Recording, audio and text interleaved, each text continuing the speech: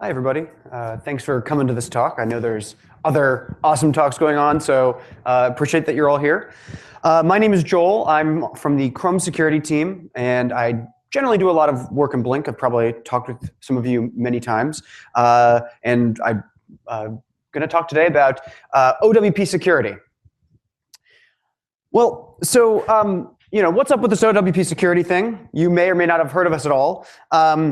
I think most of you are probably aware of what OWP means, right? Open Web Platform, DOM and JavaScript APIs that are available to web applications, right? Pretty straightforward.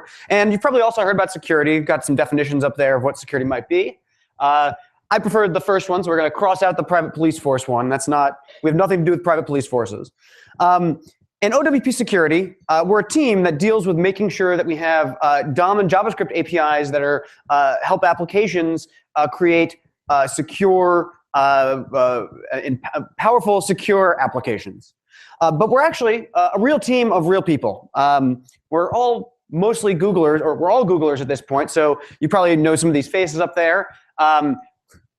We all have some part in working on this. Two of us are here this week, obviously me and then also Jochen, who you may know. If you don't recognize him from his picture, we made a slight modification to represent what he looks like these days. But we actually formed a few months ago. We're a real established team. And I wanted to talk to you today about the projects that we're working on, projects we hope to work on, and sort of what our general goals are. And I'm hoping to convince you that you should help us fix and work on some of these problems. So, who are we? Why are we here? We have a couple goals in mind. This is sort of an outline of the goals that we care about. We're here to talk not about the security of the browser per se. We really want to talk about the security of the web platform. And we want to talk about how we can actually create and define security characteristics for web applications, and what sort of are the minimal set of requirements for a secure web application. We want to talk about building new tools for developers to actually create secure applications, not at the browser level, but actually within their application, within their program. And we want to make sure that those are standardized as much as possible across the board. We also want to make sure that for features that already exist, we want to make sure that they're understandable both to users and to developers. And then finally, we want to make sure that we drive the adoption of these features. And we do have a focus on big consumers. And by big consumers, I mean generally large organizations like Google or Dropbox or Twitter or any of those guys. And we'll go into why we care about them later. But that's sort of a major focus area of ours as well.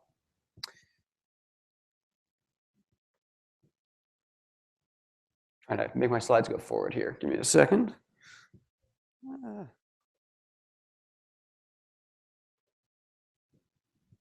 There we go. So I guess one of the things I mentioned there was standardization, right? And I've actually talked to a lot of people who were sort of surprised to find out that the W3C actually cares about security. There's actually a big group of us that cares about security on there. And there's actually a group that's been focused on it for a while, and that's the that's the Web AppSec working group, which has done traditionally a lot of work on content security policy, which I'll mention later on, but it's this great. It's a great mailing list and a great group of people from lots of different user agents and lots of different organizations, helping to build more or create a web and a web platform with much more secure, that are building more secure features for web applications. So if you're going to leave my talk anytime over the next 45 minutes, I totally understand. But take this away from it, that if you're interested in these problems, this is a really fantastic place to get involved and to talk across user agents and find out a lot more about the things we're working on. So I want to sort of just go through and give you a whirlwind tour based on these, based on the high-level goals I mentioned. I want to give you a sort of whirlwind tour of the projects that we're working on and the problems we're working on, so that you have an idea of not just the space, but the actual concrete things that are going on. So I'm going to start by talking about projects relating to defining minimal security characteristics of web applications. Why do we even care about this? What's the motivation here? Well, we're looking. One of the major things that's going on the web right now is we want to bring lots more awesome capabilities to the web. Right? That's a big thing we're always talking about. Lots of new cool features. We want to bring access to more device sensors. We want to bring offline support. Well, we brought offline support in the case of service workers. And actually, when I wrote this slide, I was saying we want to bring push notifications, but we brought push notifications to the web. And there's a lot of other things on the list. It's just this long list of things that we want to bring to the web. But we want to make sure we're doing this as securely as possible, and we want to make sure that we have some sort of baseline definition of what a secure application is, so we know when we can bring these capabilities to certain origins.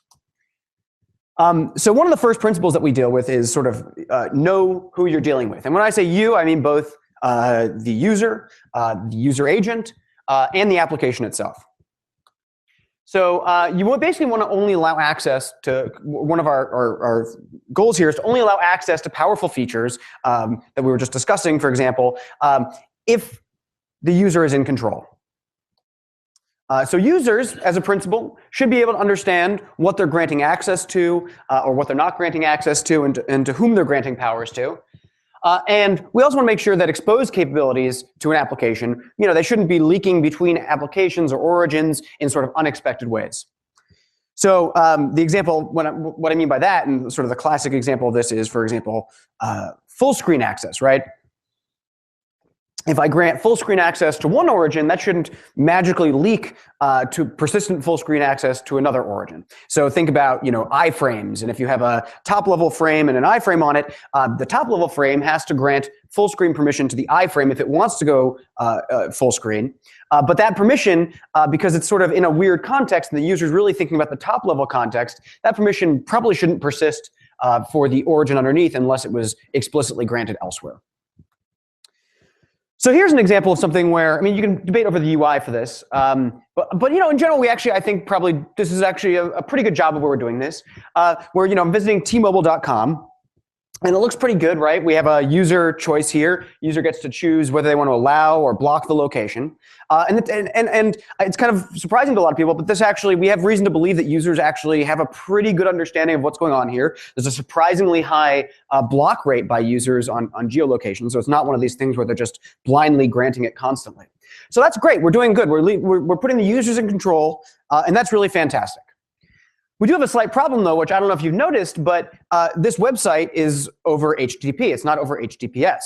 So the users has great control, and we've given them control over granting this permission. The problem is that when they've granted this permission to this origin, they've in fact granted that permission to anybody who is in between the user and T-Mobile, because anybody can listen to their location at any point between any stop between them and T-Mobile. And that's a little bit, it's not obvious to users, first of all, that that's happening. And it also sort of violates our principle that users and the application should be in control of how this permission is being used. So it means that Comcast is listening to it. It means that any web server in there is listening to it, or router, excuse me. So sort of going with that idea, one of the first projects I'm going to mention here is working on defining powerful features and their containment. And in particular, we want to make sure that we define formally what a powerful feature actually is and what that means. I've been sort of using that loosely. And we want to make sure that those features are only accessible by an origin that a user intends for them to be used by.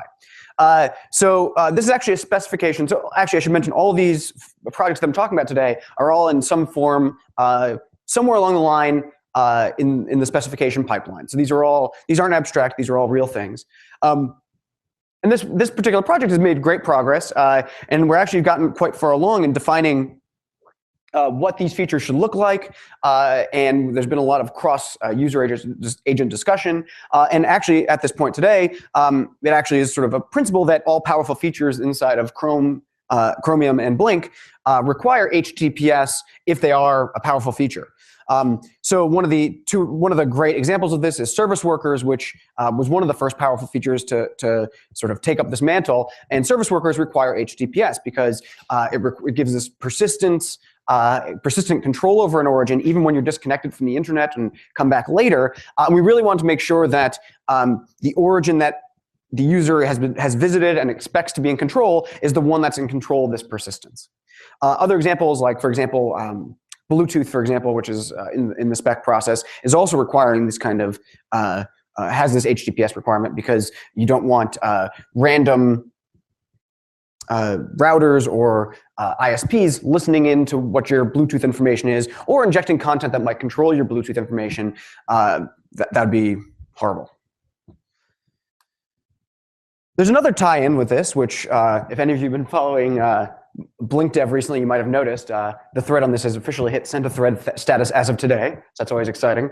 But we're also starting to look at how we can, and if we can, deprecate old powerful features that fit into the powerful features definition on insecure origins. So we have a list of particular powerful features that we're concerned about: geolocation, get user media, device orientation and motion, EME, and full screen.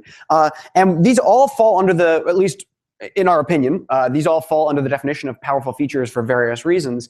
And so we're trying to figure out if there is a good path forward in making these only appear on secure origins and then eventually deprecating them on insecure origins. So currently we're working on, what a deprecation strategy would look like. We're trying to figure out what a good timeline would look like. We're doing a lot of measurement right now. We just recently added a bunch of measurement to figure out what usage is like in a little bit more detail. And we're also trying to figure out good middle steps to understand if there's a place in between that we can bring these features where, before deprecation, we still give users a little bit more control over them. For example, can we remove persistence across page loads for these features in particular?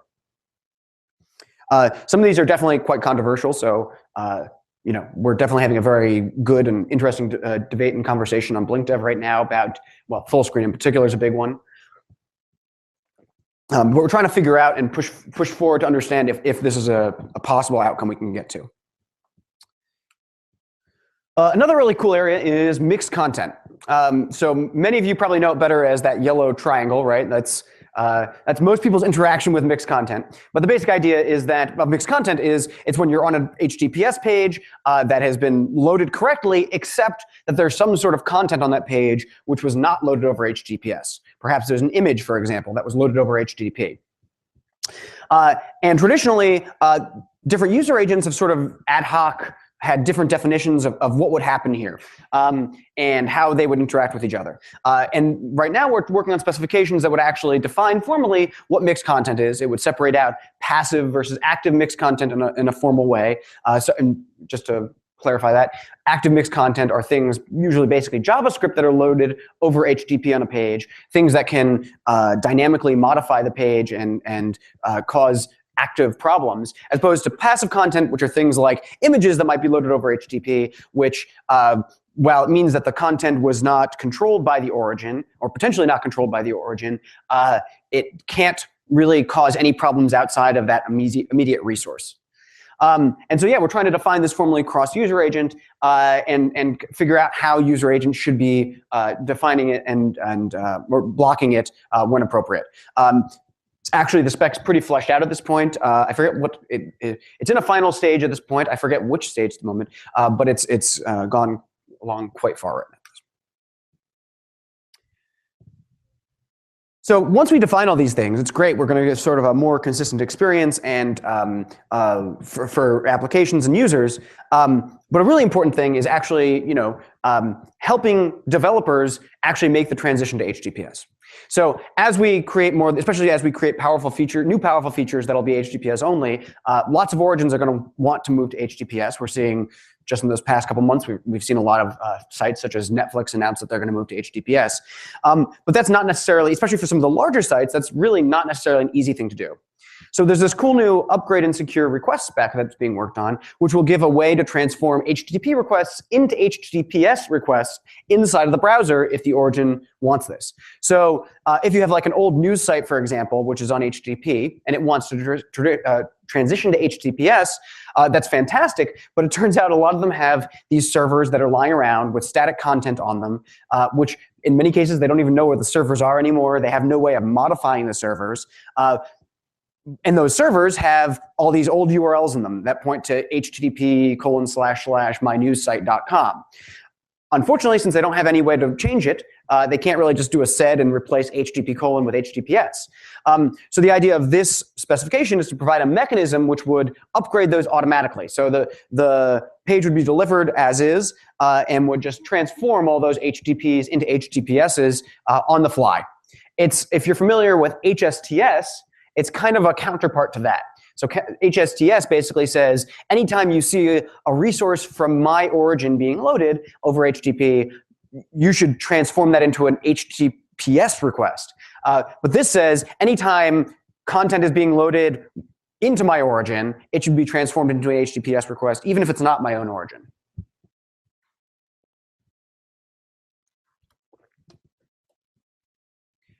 So that's basically, we just covered a lot of different ways we're working on defining what a secure origin is and how we can get sites to match those security characteristics. But we also want to provide lots of tools for within an application itself, right? We want to help applications create program logic which is secure and safe and goes beyond just sort of the basic definitions of what a secure origin is.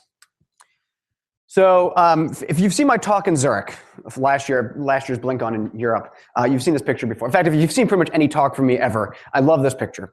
So this is my example of really awesome security. I want you to take a good look at this picture, see what's going on here. So this guy's wearing belt and suspenders, which is a really important security concept, right? He's got multiple layers of security. He wants nothing to go wrong here. He's really, he wants to make sure everything's all right.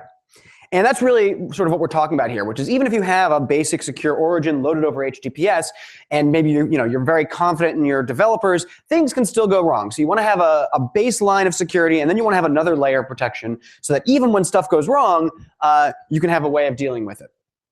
So, for example, specifically, if you want to defend against XSS and other types of attack vectors, it can be really difficult to do so, right? You can sanitize everything, do it all correctly, but for example, sub-resources that aren't under your control, they can still have bad things go wrong independent of you.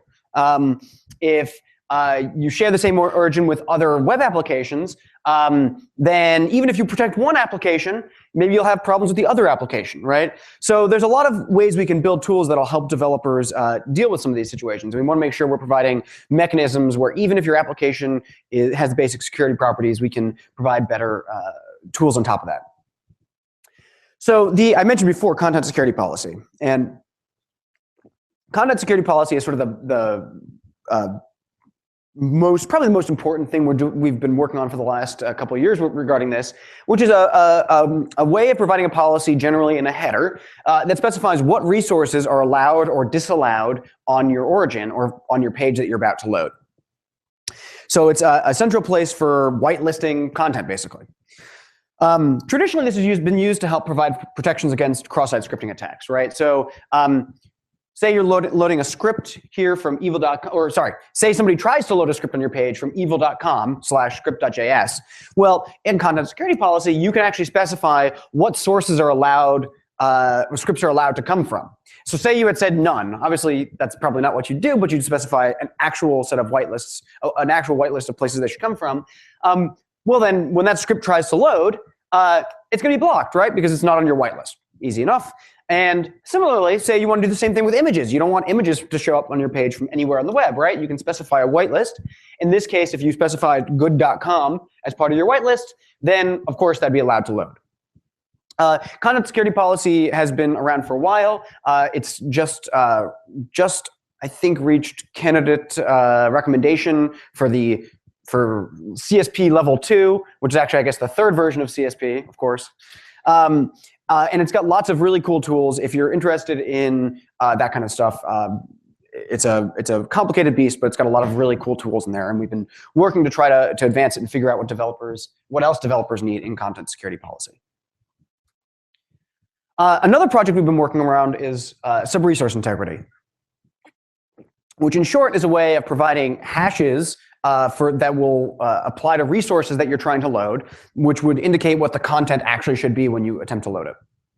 So to take a simple example, say you're trying to load jQuery from googleapis.com, right? You can specify this integrity attribute now or you will be able to. It's behind a flag right now in Chrome, which would actually specify what the content of that should be, right? And of course, we're happy. It'll match. It loads. It's great. But say you specify a hash which doesn't match, and this is kind of backwards from what you'd actually expect, but say you specify a different one and the content doesn't match that hash, well, it's going to block the load and not let it happen. And the reason this is useful is it allows you to protect against compromised third parties, whether that's or just third parties you don't trust.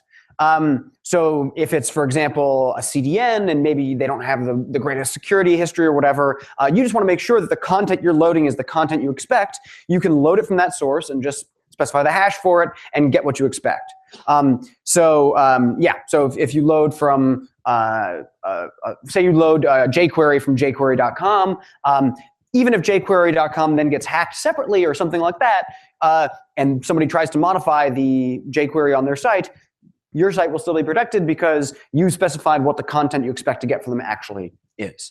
In the future, there's all sorts of other cool things we might be able to do with this that we're just starting to talk about, like doing improved cross-origin caching and things like that. But that's for future revisions. We're not quite up to there yet.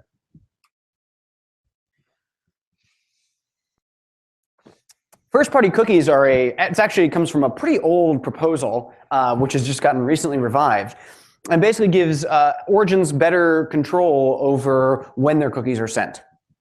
So cookies are obviously a type of ambient authority where when a user visits a page, the cookies are obviously sent along with it. And usually that's used for things like login, right? The problem is that I mean, that's like a pretty straightforward use of them, right? At your google.com, you send your cookies along, the server then knows you're logged in. The problem is that depending on the context, Google might not necessarily want you to appeared as logged in. So maybe they're worried about being a phishing of some sort if they're logged in as or if you visit through an iframe, right? Well, first-party cookies says if a cookie is marked as first-party, the cookie will only be sent if the user agent is visiting the origin at a top-level context. So in this case, if foobar.com iframed google.com, first-party cookies would not be sent along with the request because google.com wasn't the top-level context. And so this is a way of origins just having tighter control over when these cookies are sent. So it would still allow users to visit google.com. It just wouldn't visit as a logged-in user.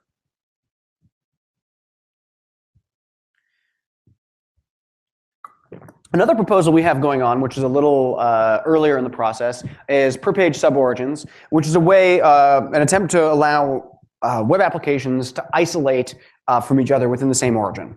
So the example I always think of with this is google.com/maps and google.com, where maps is a very complicated application that has virtually nothing to do with another very complicated application at google.com, which is search. And what's kind of funny about this, of course, is they have very different teams working on them and things like that. But if one of those applications is compromised, then implicitly the other application is compromised because they're hosted on the same origin, and that's the security boundary in the web. So we'd like to provide a mechanism where an application can specify in a header, hey, I belong in this special security context, even though I'm hosted at this origin.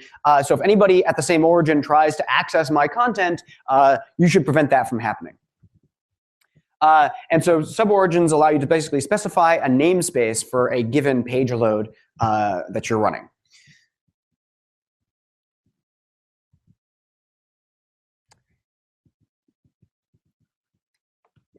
So I also mentioned that we also want to talk about features that already exist. There are lots of security features that exist in the user agent today, which are sort of ad hoc. They differ from user agent to user agent. And we'd like to provide a way, or we'd like to define a lot of these better or improve upon them that'll be consistent across user agents. So in particular, it's just the examples we're going to talk about today, and we'd love for more examples. So if you have more ideas of things that we could better define, that'd be great. We particularly care about refer handling and password management, which sort of neither one has really been defined very well across origin, and across user agents, and they can behave very differently. So that's obviously awful for developers because they have to handle many different cases. And it's very confusing for users. They get very inconsistent experiences. But in terms of developers, I was actually talking to a developer from Twitter not too long ago, who he was asking me all these questions about the referrer header and the origin header, and he was trying to make various kinds of security decisions on it, and he basically decided he couldn't because the behavior was so inconsistent. So referrer policy is basically a way to give sites explicit control over the behavior of the outgoing referrer. So the referrer header specifies, so if you visited my personal website, joelweinberger.us, and then you took a link from there to an external page, that potentially would send a referrer header along with it that says where you came from. And referrer policy says, well, you can also, that is, in this case, joelweinberger.us, can also specify a referrer policy. And if you specify, for example, none, then no referrer header would be sent at all. So that's great because that prevents a potential privacy leak. Right? But sometimes we do still want to give a referrer, but we don't want to necessarily give all the details. So you could also specify origin only, and then it starts to look a lot more like the origin header. But it allows you to be mostly backwards compatible with things that expect a referrer header to be there. And basically, the referrer policy has several other policy options as well, such as so we talked about none, origin only. It also has origin only when cross-origin. It has one that will take away the referrer if you're downgrading the security of the site you're visiting, and a couple other options on top of that. And it's trying to cover a lot of different cases that a lot of developers have said, hey, we need referrers for various kinds of handling, but we are concerned about privacy or whatever. So we'd like to have some control over how that referrer appears. Related to this is actually more on the user side of things, is a credential management API, so we have password managers. I think every major user agent has password managers, not to mention extensions of various kinds, which are a way of trying to extract what the credentials are for a given origin and trying to keep them and sync them and all that kind of good stuff. The problem is it turns out to be extraordinarily hard. Password managers do, in my opinion, a shockingly good job given how difficult the problem is, but they miss credentials all the time. There's all sorts of edge cases that are really problematic. Things like changing your password or generating passwords can be extraordinarily difficult as well. Many websites, some websites would rather password managers didn't exist, and in that case, we're not going to really be able to help because they're going to fight password managers, and so the password manager is going to be just trying to work on top of them. But there are a lot of sites that would like to be more helpful with the password manager. They'd like to work with the user agent to make the credential experience better.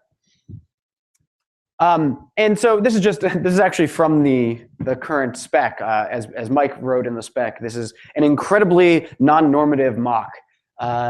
But the idea is basically it would still be working with passwords and usernames because that's just how their system works, backwards compatible. That's how their servers work. But you could imagine the website specifying, hey, these are what my credential fields look like, and it provides an out-of-band way of sending those credentials. And then the user agent could actually provide UI mechanisms that would allow people to select their identities without having to type in their passwords, and would be a much more formal process. So the final thing I wanted to discuss is how we are working to drive, or our goal to drive adoption of these features by big consumers. So Blink and Chromium in general, we're building all these great tools, and it's really important, in our opinion, to particularly get big consumers to use them. And the reason I keep saying big consumers is because we really feel that that's the best way to make the biggest impact of safety, security, and privacy for our users, is to get websites like Google, Twitter, Dropbox, to get these folks to use these tools to secure as many users as possible, as quickly as possible. They can also give us great feedback, right? They've got teams of people working on these problems, and so it's sort of easier to iterate and things like that. What I'd like to emphasize that's important too is that we'd also like to work the other direction, right? We get great feedback from them, but then they can also help us. They can come back to us and say, hey, here's a problem we'd like to solve. We'd really like to work on this problem, or we really have been running into this problem a lot, and we really need tools to help address this problem. And then we can work with them to try to build new tools, new experiments that will help them solve their problems. So for example, there's in the very early stages, a new idea called entry point regulation, which actually came from experience from the Google security team of saying, hey, it's really, even if we do all our security right in the right ways, still there's all these edge cases where maybe a certain page, if you visit our origin starting at a certain page, the security logic of our application gets really confused and everything breaks down. And it'd be really great if we could define a priori where the valid places to enter our application are. And we'd like to specify that ahead of time. And so this was, not a problem that we ever foresaw or really understood. And so we're working with the security team to understand what a good spec or what a good tool would look like to help with this particular case. And we're trying to move it forward. So we just feel like this is the best way to make the biggest impact as quickly as possible for most of our users. So basically, that's most of what I had to, well, that is everything I had to discuss. I figured I'd keep it a little short. So from a logistics perspective, we have the security-dev@chromium.org mailing list, which is obviously the Chromium specific public security discussion list, which is not just for security OWP, but for all public security discussions on the Chromium project. But we try to have as much discussion there as possible. So I highly encourage you to get involved there, help us discuss problems. We've got like some great external contributors from other organizations there helping us out. And like I mentioned earlier, Public Web AppSec is a really it's been a fun working group to work with. And also we have a wiki page too, obviously, which we've been contributing a lot to. So thank you very much. I'd love to take any questions if you have any, and appreciate you coming. Yes.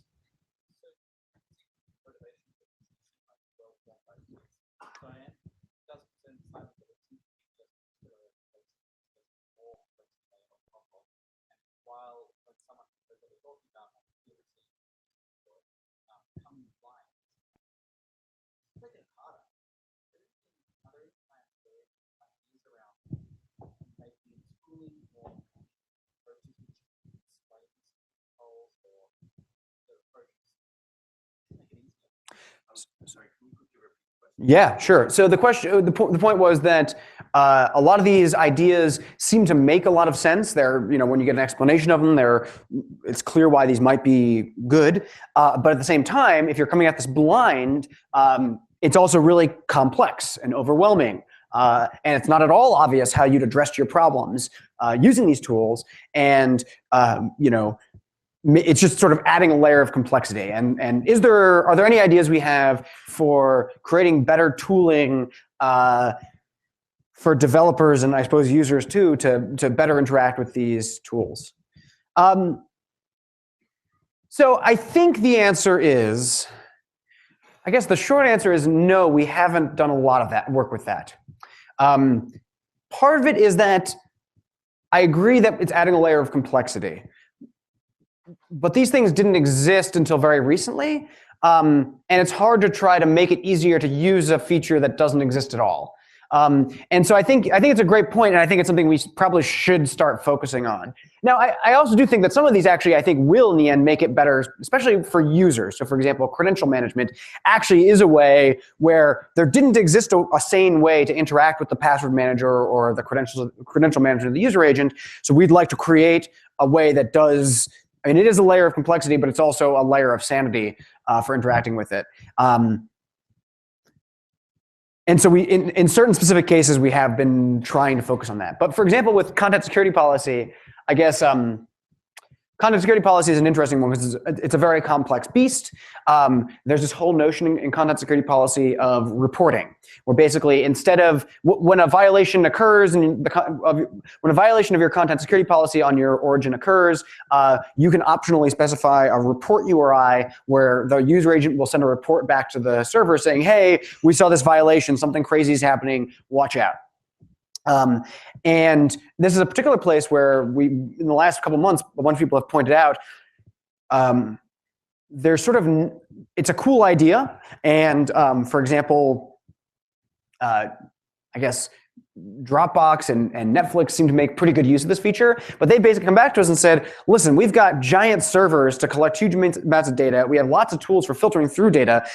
And we are already having trouble with it. Like no sane developer is going to have any way of dealing with these report URIs, which makes it effectively useless.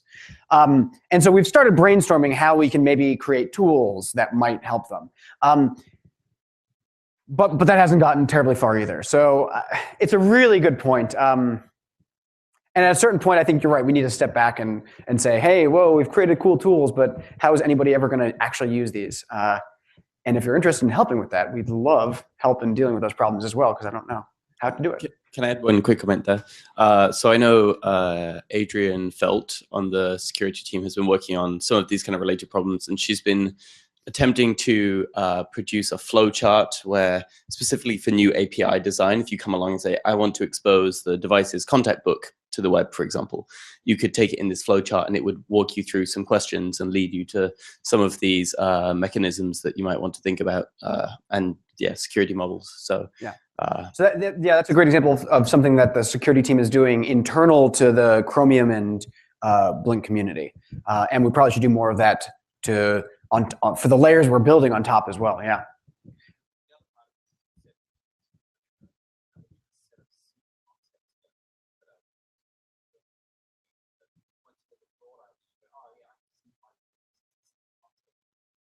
So the comment was simplicity is helpful because it'd be nice to have a simple set of ideas. So when you see similar ideas in the future, you could identify, oh, I see why that is a good solution because it relates to this other problem and it's all sort of the same idea. And that'll probably would in the end help developers create more secure applications if it was like a simple set of concepts that they could deal with over and over again. Yeah, I mean, another relationship to this is we do some evangelism too, right? Like Mike West has been pretty good with working with HTML5rocks.com, and so there's actually some really great tutorials for CSP on there as well. And there's a couple other things like that too that we've worked on. Justin. Oh, sorry. So on the Blink dev thread about the requiring HTTPS for powerful features, it was argued that for the full screen API, requiring HTTPS doesn't actually prevent the full screen attack. So what's your response to that? Yeah, so that's okay. So I guess maybe some context here. There's been this thread on Blink Dev about the intent to deprecate old powerful features, in particular on insecure origins. And if you recall, I put up that list a lot earlier. Well, I'm not going to try to get it. Well, yeah, we'll try to get it. Oh, wow, that was lucky. I found the exact slide on my first try. Anyway, I have to say most of the debate has actually been, there's definitely been some people who disagree with some of the features that we're listing here, but the one that's been super controversial is full screen.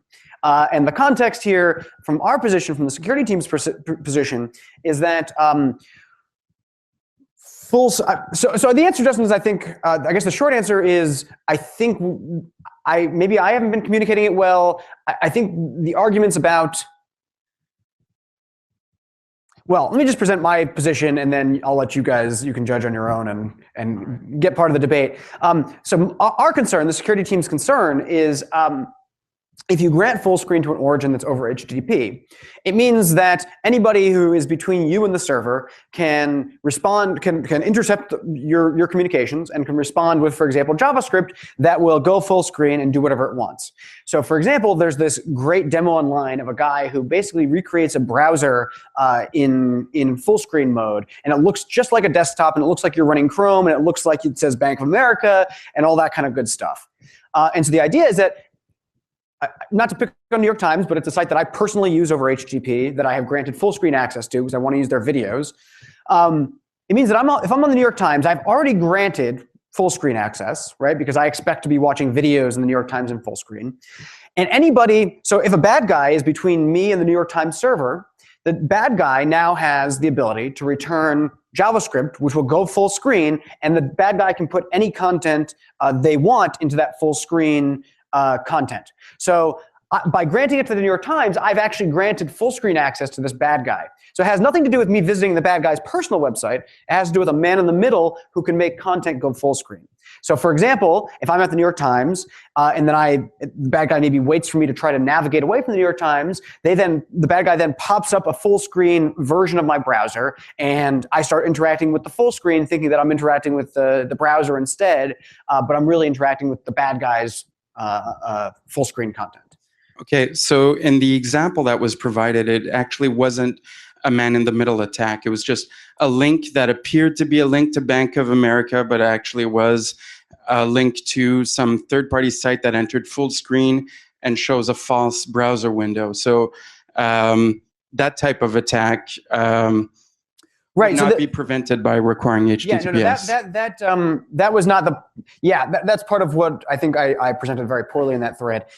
Correct, yeah, would not be in any way helped by having an HTTPS requirement. I really meant that demo as like a demo of something bad. There was an initial confusion over, hey, why does it even matter if you can go full screen? You can escape it if you want. And the point of that was you can do some very convincing things given full screen. So yes, that particular demo would not be solved by HTTP, but it was an example of something that a bad guy could inject into your stream if you had full screen on HTTP. Okay, so I think by emphasizing that specific attack vector, you can make a stronger case for the HTTPS requirement for full screen. But I think something that's fundamental with HTTPS is that we're training, users to trust websites when they see that in the location bar, and the fact that when you go full screen, you can present a false location bar is the issue. So right now the allow window is the first line of defense, and if you're seeing. Right now the allow window doesn't even tell you if it's an HTTPS site that's actually making this request. We have a bug filed for that. That's definitely a problem. I agreed. I mean, recall that the first. So recall that this first whole goal of ours is to define the minimal. This is a bad heading. It was to define a minimal set of security characteristics for web applications, right? Not to define all security characteristics, not to make all applications secure, but just to have a baseline set of security requirements. Because in the HTTPS case, for example, we can't even begin to talk about like an application being secure if it's not over HTTPS, because you don't know what application you're actually talking to. If you're talking over HTTP, you're not talking to joelweinberger.us.com. You're talking to every website, every bad guy, also ISPs. You're talking to everybody. And so we want to define a minimal set of characteristics that'll let us start having a conversation about what'll actually be a meaningful set of application requirements. So the point about full screen is still totally valid, and I think we have. Full screen has a lot of UX challenges and problems otherwise as well. I think there's no doubt about that. But I think those problems they're important to solve anyway, but they're not very meaningful if we're still allowing full screen over HTTP. That having been said, full screen is an interesting case because of the ones listed here, it's also the only one that requires an active attack, right? The other ones all have problems because there's something passive going on. They're more powerful if you have an active attacker, but if you have just somebody listening on the wire to your conversation, they all have privacy implications, for example, or potentially have privacy implications. Full screen is sort of the odd one out here that doesn't have that. So I think that's part of the reason it's an interesting conversation as well. Yeah, just something to add to that is if you do decide to allow full screen for a domain that you trust, and once you've entered full screen, you click on a link that navigates to a different domain, do you, what happens in that case? I'm not even sure. Sorry, can you repeat the scenario one more time? So once you've entered full screen, then something happens, either a navigation event or an iframe or some type of content starts showing you content from a different domain. do you have to confirm? Do you have to allow again? Is that the current state of things? Right. So I mean, the element that's full screen, I'm treading on thin ice here because I'm actually not 100% sure. My memory / understanding is that full screen element is effectively, a DOM element and DOM content. So if you were to navigate away from the site, it would be like navigating in any other way, and that element would disappear. Okay, you'd lose the Yes. full screenness. Yeah. Okay. Fair amount of confidence in that statement, but yes. Question about the sub-resource integrity stuff. How does that mesh with streaming? Great question. Well, so I left out obviously many details. So one of the first details is that it only currently works for script tags and style links. And so that the answer is it waits for the resource to load, and if you specify the integrity attribute, and it'll do the integrity check afterwards. We would love to do it for example, for video, right? For streaming content, that'd be really cool to do it with. There are like theoretical ways we could do it. There are these things like Merkle trees, which are a way of specifying effectively a hash that's defined by like a stream of content and so on and so forth. We don't have an immediate path forward on that. And so if you have ideas on how we could, represent, for example, Merkle trees in a simple syntax, that'd be awesome. But it's a challenge. Yeah. Yeah, because it just sounds a little bit scary when it could essentially be a choice between performance and security, and then content guys tend to favor performance over security, right? Yeah, and I think in the case of sub-resource integrity, I think it's totally it's gravy, right? It's extra stuff. So in some cases, it might just not make sense to do it. I think there's no chance we would. Well, I wouldn't say no chance. It's unlikely that we would have sub-resource integrity for resources that would load in a streaming way, unless we came up with a syntax that would effectively allow us to enforce integrity in a streaming way. So yeah, it's a great question. In some ways, I actually cared about style. So we chose style and script on purpose for the first ones, because those are, again, those are active resources, right? They can have a sort of active attacks on you rather than just sort of being a passive resource that sits there. And so that's why we chose to sort of stick with those initially. They were sort of less controversial. So that was a terrible answer to your question, but. Thank you.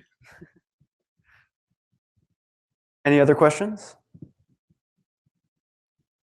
Yes. Oh, let's get the mic over to you. So can you explain motivation of the first party cookie again? Yeah, sure. So first party cookies. Let me see if I can get my diagram up here again. Yeah, there we go. There's this, cookies act as, what we say is ambient authority, right? They specify that you attach this thing onto it, and it specifies that you are a specific person and you should be logged in, for example. And in many contexts, you just, you want that, and you just want to always be logged into whatever website.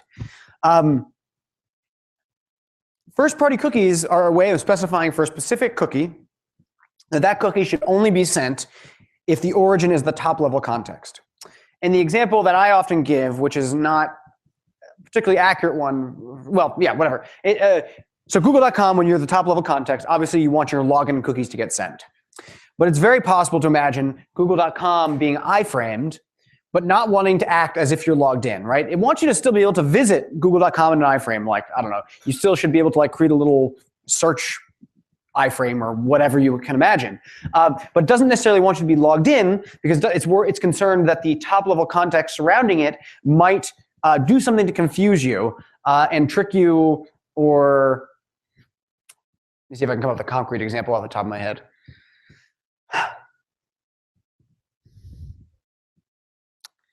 I'm having trouble. I'm drawing a total blank right now of an example of a good attack. That's embarrassing. Sorry. But the idea is that the content inside the frame, you might not want the user to be logged in, and you might not want to identify that user if the frame isn't the top level. Abstractly, that's in part because the user can't actually identify what content is in that frame, right? There's no origin for that frame being displayed to the user. There's no omnibox, nothing like that. So that's like sort of abstractly what the issue is. Users don't have any way of interacting with it. Jochen, he probably has a good answer to this.